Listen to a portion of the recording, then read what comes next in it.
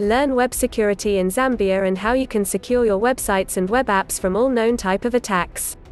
In this era where nothing is secure, web security is important to protect and secure your web apps to avoid hackers being able to hack your data and display it publicly, such as login details and credit card numbers.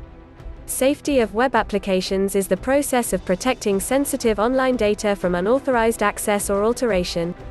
This is done through the implementation of stringent policy measures.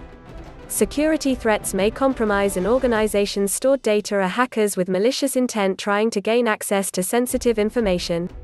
The aim of web application security is to identify the following critical assets of the organization: genuine users who may access the data, level of access provided to each user, various vulnerabilities that may exist in the application, data criticality and risk analysis on data exposure, appropriate remediation measures. How do you secure websites?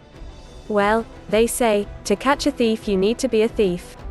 This also applies here. You can't protect what you don't know unless you hire someone like me.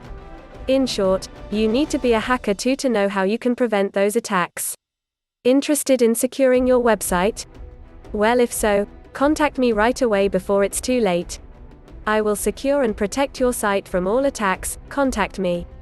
If you learned something from this video, give it a like to support me and subscribe.